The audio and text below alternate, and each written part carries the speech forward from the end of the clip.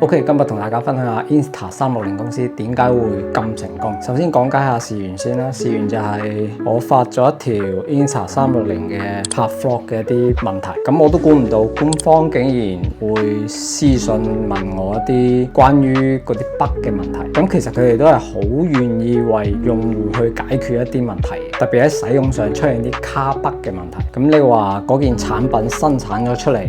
佢嘅一啲缺點啊、優點啊嗰啲，咁老實講，百貨應百客嘅，就冇話有一件產品可以完全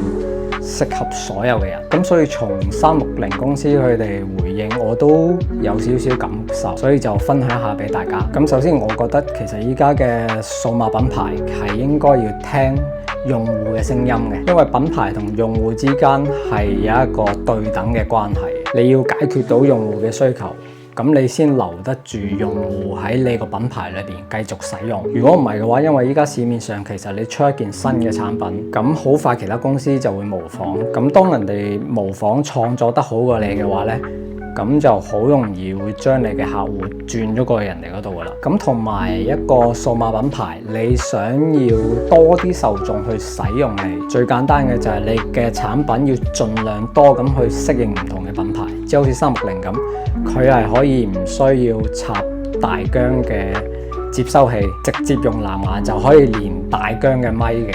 咁呢一方面其實係好好嘅，即係以咪為例啦，即係無論職業定係業餘，基本上都用大疆嘅咪㗎啦。咁作為你出咗一件新嘅產品，你點樣可以喺其他嘅品牌裏邊可以挖到啲用戶過嚟呢？就係適配啦。咁好似我哋呢啲做嘢嘅，冇理由成日去換唔同品牌唔同性噶嘛。咁佢自己研發可以令到用開大疆咪嘅人，可以唔使一個比較高嘅成本，可以轉過去用 Luna 啊咁樣。咁同時作為品牌嘅話，佢又要做翻自己一個生態圈，該出嘅自己啲咪啊，各方面啲配件啊都要出，呢個係無可厚非嘅。咁同埋都分享下，咁其實我哋依家好多嘅數碼產品，咁但係點樣先可以揾到一件啱自己心水嘅呢？作為消費者，其實需要明白一個最核心嘅內容嘅，就係你買嗰件產品，你係需要知道佢有咩缺點，因為你要承受到佢嘅缺點，嗰件產品先適合你使用。即係無論佢啲配置有幾好有幾勁，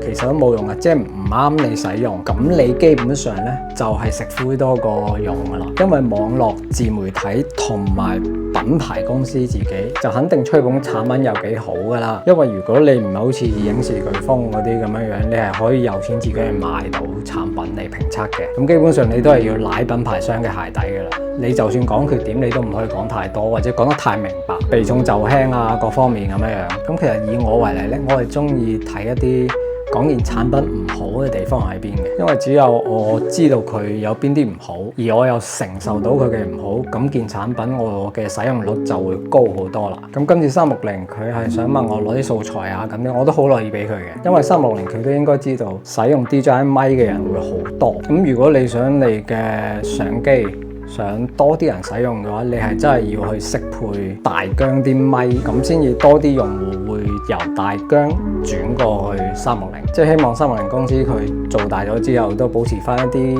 良好嘅習慣，肯去聽用戶嘅一啲意見。好，今日嘅分享就到呢度，得閒吹水 ，peace。